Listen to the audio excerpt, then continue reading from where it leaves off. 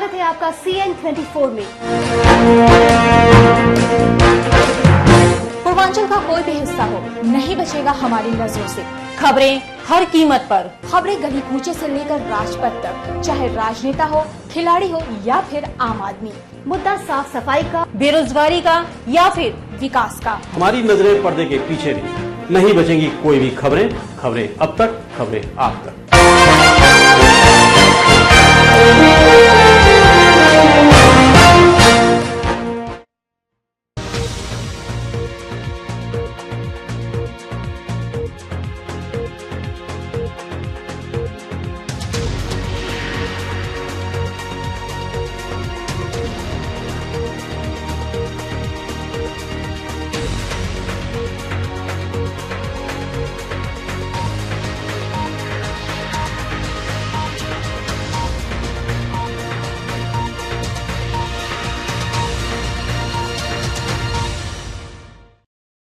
नमस्कार, मैं हूं अरविंद श्रीवास्तव। आप देख रहे हैं CN24। आज के इस अंक में आपका स्वागत है।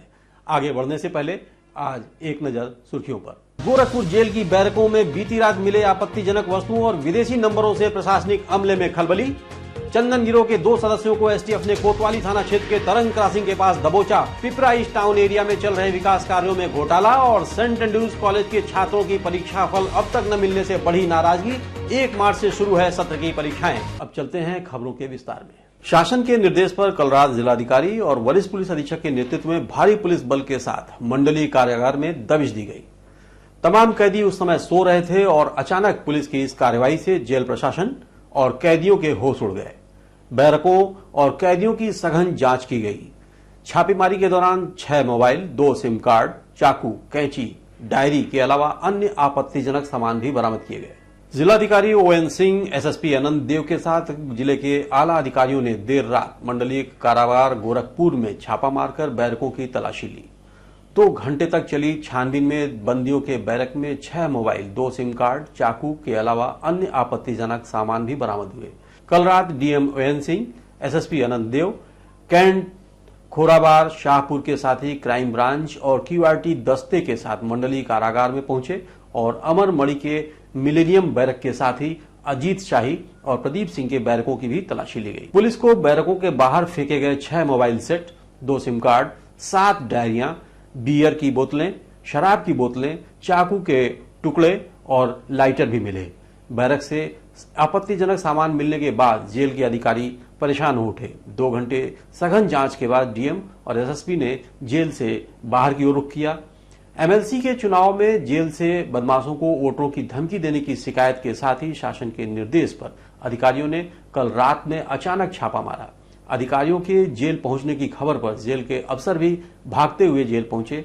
1 साल में जेल के भीतर तीसरी बार मोबाइल, सिम कार्ड, चाकू वगैरह बरामद हुए हैं। बरामद डायरियों में थाईलैंड, दुबई और हांगकांग के नंबर भी दर्ज थे, जिन्हें देखकर अधिकारियों के होश उड़ गए। इससे पहले पूर्व जिलाधिकारी रंजन कुमार और पूर्व SSP प्रदीप कुमार ने 2 बार गोरखपुर जेल पर छापा मारा था, आपत्तिजनक सामान बरामद किया था। सर्च ऑपरेशन तकरीबन 3 घंटे तक चला। साइड रहिए।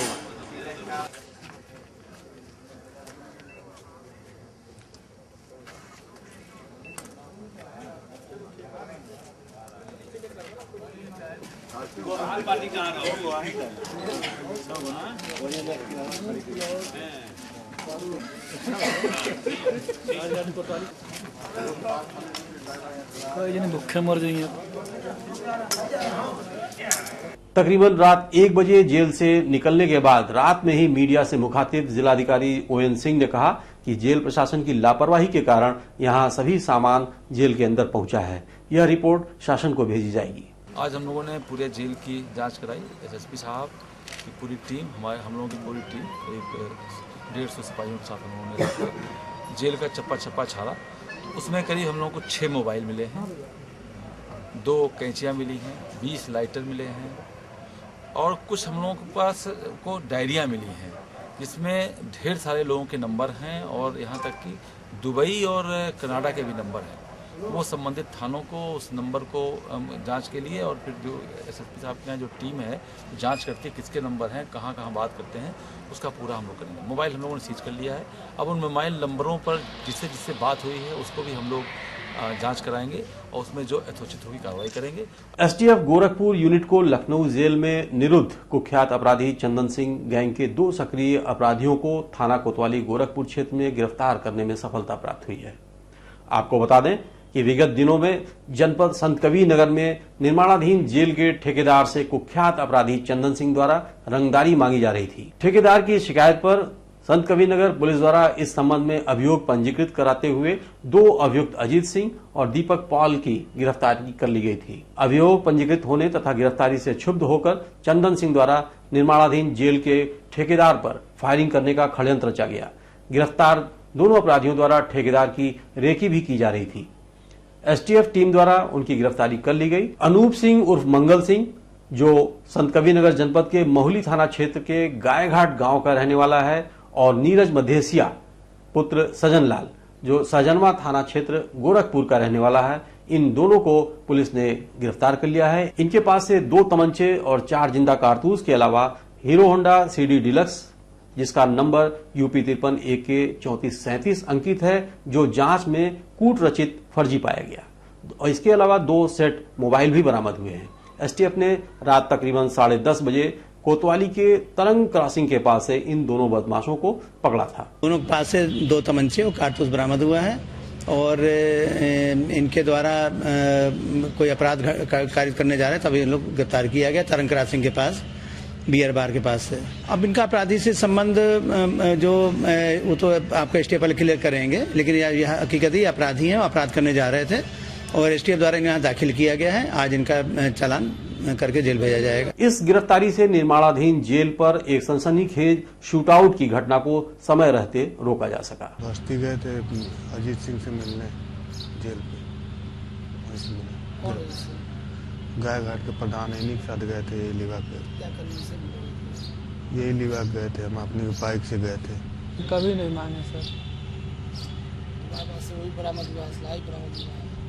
असला हम बरामद नहीं कराए सर, असला अपने पास से सबूत करे हैं सर। हम तो जेल से गए थे मिलने के लिए, जेल पर से पकड़ लिया हम लोगों को। हाँ, कभी नहीं सर, गए थे वहाँ, उसके बाद वहाँ से पकड़ लिए और सब दिखा दिए। उत्तर प्रदेश के युवा मुख्यमंत्री अखिलेश यादव शहर और गांव के विकास कार्यों में खासी रुचि ले रहे हैं। सड़क और नाला निर्माण कार्य को प्राथमिकता दी जा रही है, मगर स्थानीय ठेकेदार और नेता किस कदर उनके मंसूबे पर पानी फेर रहे हैं, उसकी बानगी गोरखपुर के पिपराइच कस्बे में बन रहे नाला और खड़ंजा देखने से मिलता है। पेश है हमारी एक खास रिपोर्ट।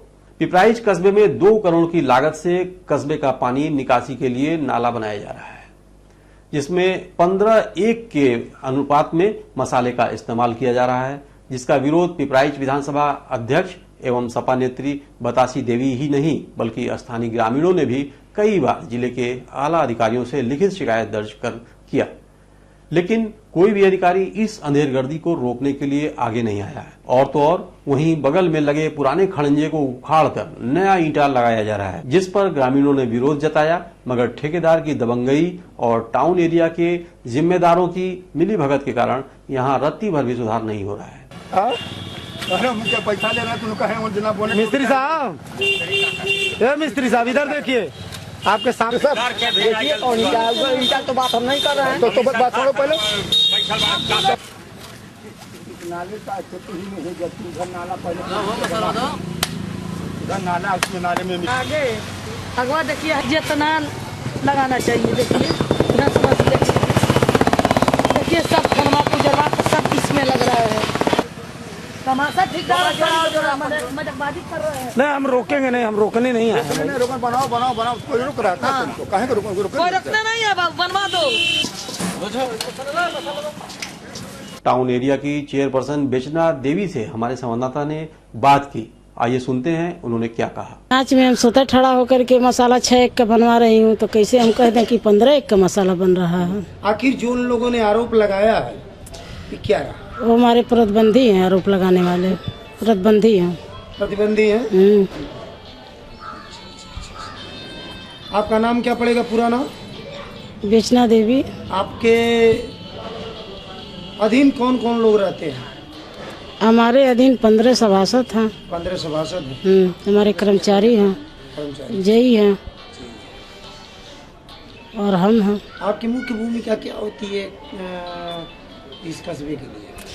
हमारी मेन भूमिका है कि जो आज तलक लेपी प्राइस टाउन एरिया में नहीं हुआ है वो हमारे बाद दौलत हो रहा है। शिकायत दर्ज कराने वाली सपा नेत्री बतासी देवी की क्या पीड़ा है, आइए उन्हें भी सुनते हैं। हम जो नाले पर गए थे, देखे कि मतलब 15 एक मसाला लग रहा है, जनता कहने पर मैंने ईंटा उजाड़ दिया, तभी ठेकेदार भाग गए। उसके बाद से बेचना देवी आ रही थी रामलीला कबला टाउन एरिया कार्यालय से, जब हमको देखी तो अंदर चली गई। दूसरा दिन है 10 एक के मसाला बन रहा था। तीसरा दिन है जो हम वहाँ जाके टाउन एरिया के जो हम रोके थे नाले के विवाद के लेके, जनता जुट गई तो सभासद रमजान अली गए वहाँ, कहें कि कबला की साल वाले पहले का प्रस्ताव है, आपकी 17,000 ईंटा चल रहा है।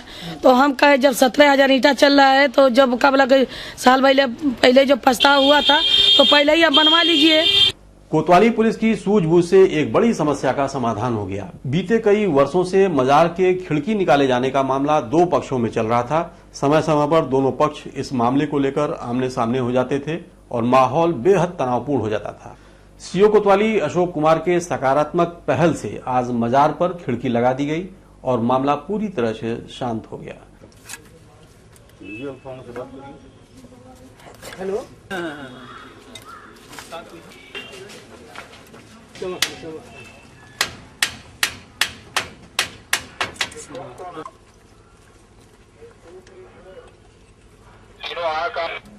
सीओ कोतवाली अशोक पांडे ने बताया कि विगत कई वर्षों से यह विवाद चल रहा था और इस मामले का समाधान भी निकाल दिया गया। उन्होंने एक जंगला के बजाय कई जंगला खोल दिया, नीचे से ऊपर तोड़ दिया। इसी पर सूचना मिलने के बाद तत्काल पुलिस आई है और जो समझौता हुआ था उसके तहत एक जंगला लगवाया गया है। कोई बात और नहीं है, आपसी भाईचारा शांति कायम है। यहाँ पर सौहार्द दृष्टि से हम यहाँ पर पुलिस बल और कोतवाल साहब हमारे यहाँ पर अन्य पुलिस बल है और इस लगाने के बाद भी फिर लिखा पढ़ी हम करा रहे हैं और उसके बाद से ताकि भविष्य में कोई बात उत्पन्न न होने पाए। दीनदयाल उपाध्याय गोरखपुर विश्वविद्यालय की वार्षिक परीक्षाएं 1 मार्च से शुरू होने वाली हैं, जबकि सेंट्रल न्यूज पीजी कॉलेज के शारीरिक शिक्षा विषय के छात्र छात्राओं का भविष्य अंधकारमय होता दिख रहा है।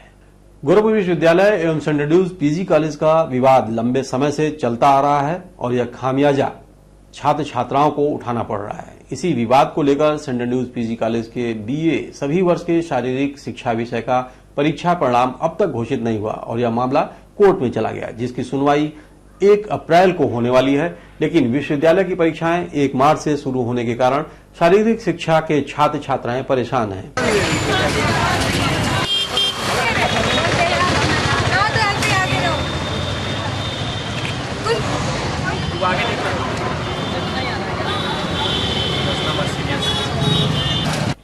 मीडिया से बात करते हुए छात्रा अभिलाषा सिंह ने अपनी समस्या के बारे में बताया। हम लोग पेपर दिए थे पिछले महीने का, अभी तक रिजल्ट नहीं आया और फर्स्ट ईयर का रिजल्ट अभी तक नहीं आया। अब हम लोग बताइए क्या करें, अभी आगे रिजल्ट आने वाला है कि नहीं ये भी नहीं बता रहे लोग डीटीएल में। और परीक्षा ये पास में आ गया हमारे और ना ही पेपर पता चल रहा है, ना ही वहाँ पे कोई प्रशासन हमारी मदद कर रही है। इसे कुछ दिन परीक्षा के लिए मतलब आने वाला है, अब हम लोग क्या करें, इसके लिए हमारा लाइफ बर्बाद होने जा रहा है।